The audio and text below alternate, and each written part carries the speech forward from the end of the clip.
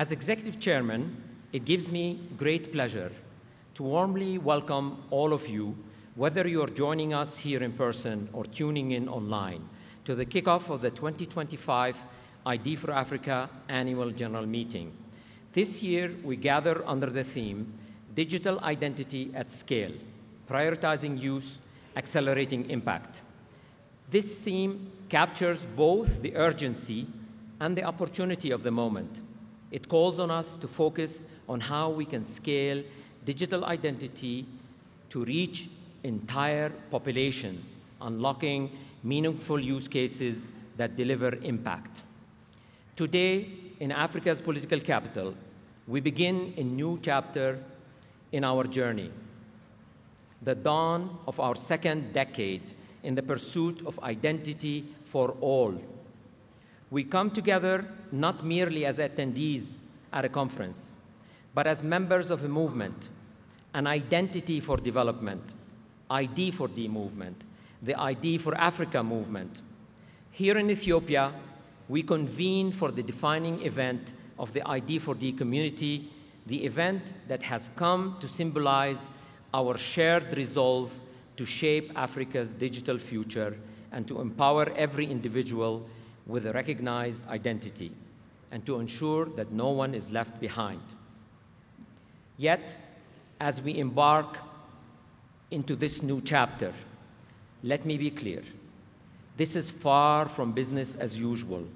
The world around us is changing at an unprecedented pace, and if we fail to confront the disruptive forces shaping our reality, we risk losing momentum, or worse, being derailed. So what are these forces, and how are we, as a movement governed by African member states, responding to them? First and foremost, digital transformation is no longer a choice. It is an urgent necessity. The world is moving in that direction faster than ever before, and the cost of inaction is rising exponentially. It's equally clear that meaningful digital transformation cannot happen without digital identity. To catch up and unlock the full promise of digitalization, nations must accelerate their transformation plans and leapfrog into a digital-first mindset, prioritizing solutions that are purpose-built for the digital age from the outset. Second, profound shifts in the geopolitical landscape are straining international cooperation and ushering a new world order. Unilateral, self-serving agendas, particularly from the global north, are increasingly fueling tensions and geopolitical conflicts, while new barriers are being erected precisely where bridges are most urgently needed. In this challenging landscape, Africa must draw strength from within, mobilizing its collective resources and defining its future on its own terms. This includes engaging with international partners, not as passive recipients, but as equal stakeholders whose priorities and sovereignties are respected. As a movement, we fully support the African Union's digital transformation strategy and are committed to advancing its digital identity goals by fostering and sharing African knowledge and expertise across the continent. Third, public finances everywhere are under severe strain as countries grapple with mounting economic pressures and limited capacity to take on new debt.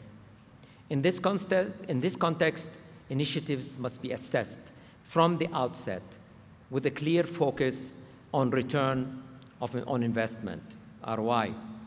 At the same time, it's essential to explore alternative financing mechanisms, such as public-private partnerships, as a means of advancing the digitalization agenda without increasing national debts. As the ID4D movement, it is our responsibility to disseminate knowledge on ROI and alternative financing models. But we need the support of economists. If you have relevant data or case studies, please share them with us. We can prioritize their integration in our programming. Fourth, The countdown to 2030, the deadline for achieving the Sustainable Development Goals, is rapidly approaching. With just 5 years to go, SDG 16.9, which calls for identity for all, including birth registration, is in serious jeopardy unless we break away from business as usual. Recent projections from UNICEF paint a sobering picture. Without bold, accelerated action in civil registration, Africa risks missing that goal, not just in 2030, but for generations to come, all the way to 2060 maybe. And that is simply unacceptable.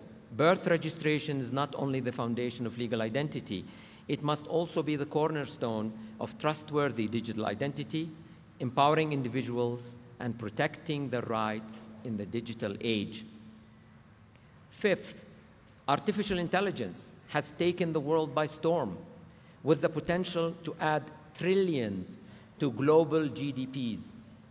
But it also brings the risk of a deepening digital divide, one that could leave Africa further behind. This moment calls for urgent, forward-looking policies and coordinated investments in local data, infrastructure, and regional collaboration, including in areas like energy. Just as crucial is accelerating inclusive access to mobile and digital platforms, including digital identity. It is encouraging to see AI becoming central to the development agenda, with ICT ministries, particularly here in Ethiopia, aligning national plans to the EU's new AI strategy. We'll revisit this topic in the future as the interplay between AI and digital identity becomes more apparent. Six, cyber attacks are sharply on the rise, and they are no longer just the work of individual hackers. Increasingly, state actors are behind these attacks. No one is immune. Regrettably, ID for Africa was targeted yesterday by malicious actors, resulting in temporary disruption of our systems, including the mobile app. While some might view this as a backhanded compliment, a sign of our growing relevance, it is in truth a distraction and a drain on energy that could have been used more constructively.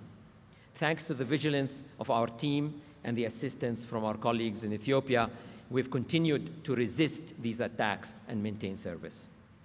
What is clear is that cybersecurity must be treated as a matter of national defense. Every country and organization should be prepared. Your digital public infrastructure, including your digital identity, is a likely target in this new era of cyber warfare. Identity authorities, elevate your defenses accordingly.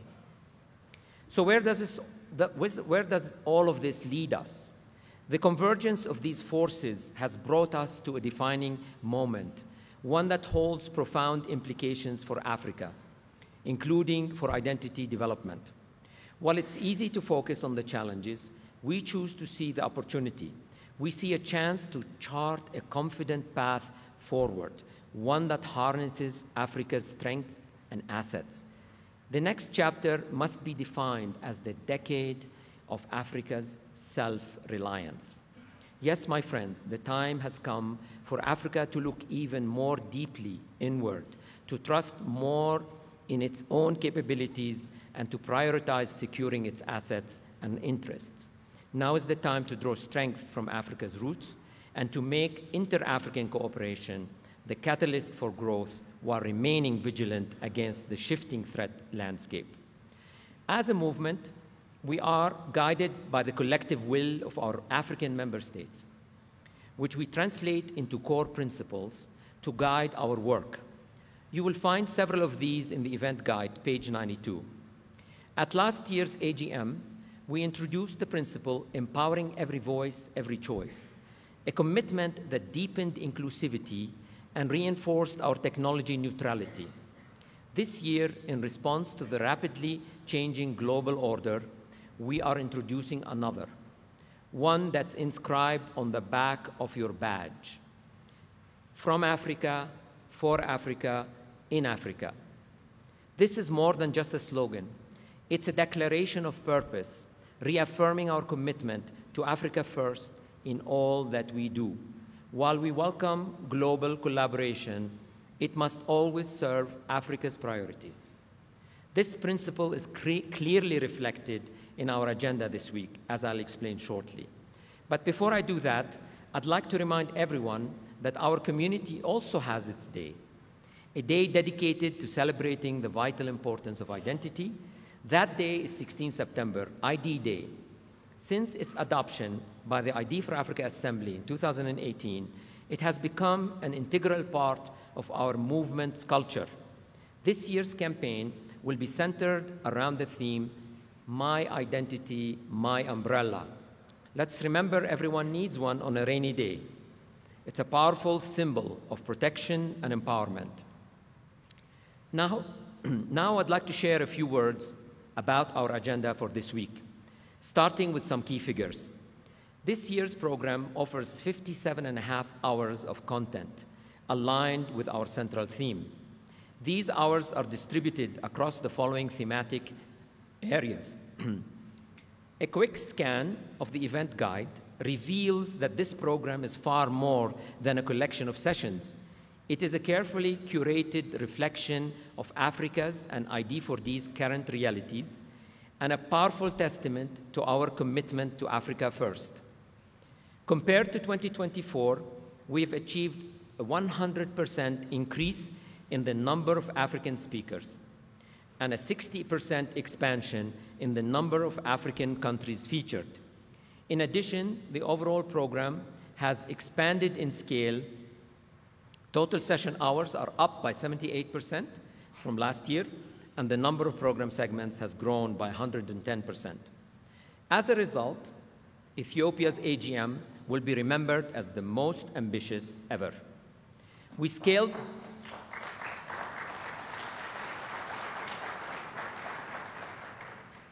the program by introducing parallel tracks on days 2 and 3, because quite simply, there is too much happening in Africa to follow a linear format. Actually, the parallel tracks are also necessary to make room for the diverse voices of our community, from government, civil society, to the private sector, and our valued international partners. But scale isn't the only exceptional aspect of this program. Its substance and depth are equally noteworthy. This year, for agenda design, we leveraged the ID for Africa Identity Ecosystem Self-Evaluation Framework, ISEF, an internal tool that was developed in collaboration and for use by our bureaus.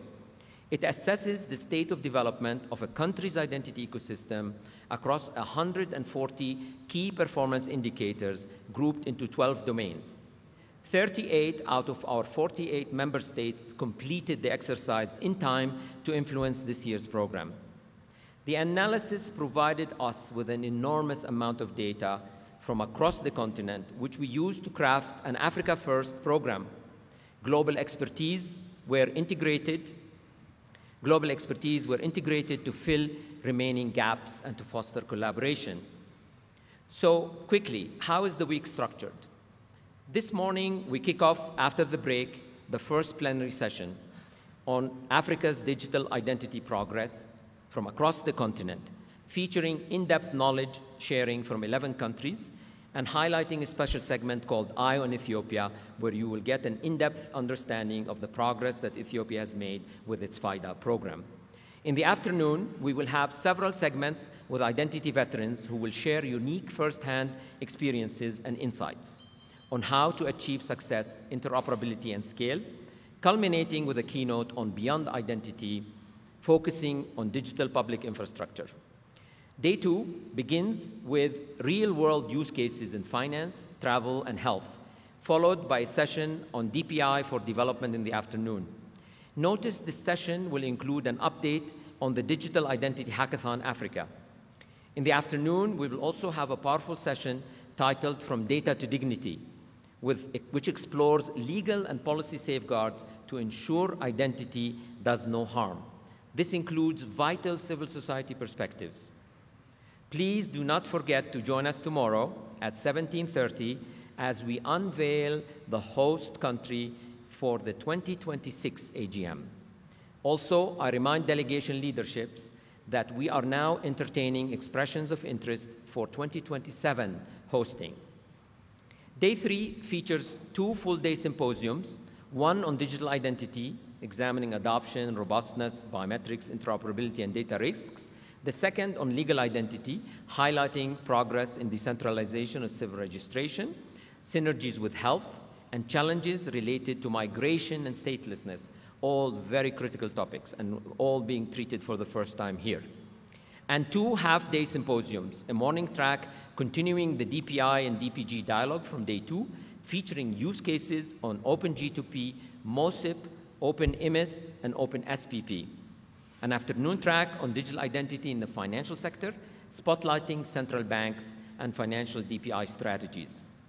Day 4 marks the conclusion of the AGM with 6 interactive workshops where development partners and attendees will collaborate to tackle open issues and shape priorities for the year ahead.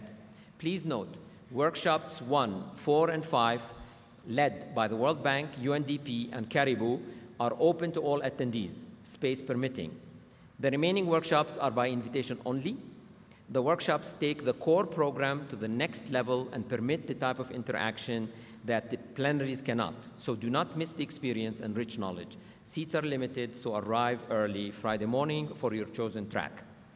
Everything will end at 2 p.m. with a lunch, so you're free to enjoy the wonderful city of Addis. So please take advantage of your presence here. Also, let me remind you that the world's largest ID4D exposition will run during the first 3 days of the AGM, featuring 120 innovators showcasing their latest solutions. The exhibition spans 3 pavilions, so be sure to explore them all. The exposition will also host several exciting events, including the grand networking reception happening later today, supported in part by SIA, and Expo Explore, sponsored by the Friends of the ID for Africa community, running for 3 days. This is a gamification. It's an interesting experience with prizes, etc., to encourage networking. So thank you to the Friends of the ID for Africa community. Before concluding, I wish to emphasize that an event of this magnitude could not be realized without the collaboration, coordination, and support of numerous stakeholders and partners. Earlier in my remarks, I acknowledged the government of Ethiopia for its vital role as host, and rightly so, but that's just the tip of the iceberg. I would like to continue by recognizing our country bureaus, consisting of the 126 ambassadors representing the 48 member states. These dedicated individuals have been instrumental in helping us shape the program, recruit speakers, and assemble the most qualified national delegations. We sincerely thank the leadership of the member states for empowering our ambassadors to engage actively in the movement and for authorizing the participation of over 1,000 government officials from all African countries. This is a record here set in Ethiopia. 1,000 government officials are here. 2,300 overall, 1,000 government officials. Next, I would like to thank our development partners, starting with the World Bank. This year, through their Digital Academy program, they have provided logistical and financial assistance for approximately 15% of our African government attendees, helping us to expand participation and broaden our attendee base. The World Privacy Forum, co-developed, and the Gates Foundation, together and collectively, these organizations have helped cover the travel expenses for an additional 15% of our African attendees. Their support has been instrumental in enhancing inclusion and diversity by increasing representation from data protection and privacy, civil society, and DPG-related attendees and females, respectively. Many of these development partners have also played an important role as knowledge partners. So thank you goes to them again and to the other knowledge partners listed here. We extend our heartfelt thanks to our patrons and category sponsors as well for their invaluable support, and to our distinguished speakers whose insights and expertise enrich our program. A special thank you as well to the exhibitors and their exceptional technical and business teams. Their innovations bring energy and real-world relevance to this gathering. And very importantly, I'd like to recognize the outstanding team of the ID for Africa General Secretariat. Please give them a round of support. It is a round of applause. It's through their dedication and tireless efforts that the movement is able to develop and convene such a high-impact event. Finally, my sincere thanks go to you, our attendees, and to your respective organizations. A round of applause, please, for authorizing your participation in this vital event. Your presence, your passion, and your continued engagement are what gives this movement life. This is your movement. Thank you for continuing to nurture it year after year. In closing, let me emphasize that the momentum for digital identity in Africa has never been stronger. This week, you will learn about many ID programs that are achieving great success on the continent. We are proud of every one of them, especially because each is charting its unique path to success, clearly demonstrating the diversity of approaches possible towards digital identity. This week, we're not merely exchanging ideas and lessons learned from these programs. We're shaping a future where identity serves as the foundation for inclusive development, economic empowerment, and the protection of human dignity. Let us approach the days ahead not as passive participants, but as active builders of that future. Let us see in the challenges ahead the opportunities to chart Africa's digital destiny on its own terms. My friends, the journey ahead is ours to lead. From Africa, for Africa, and in Africa. Thank you for listening.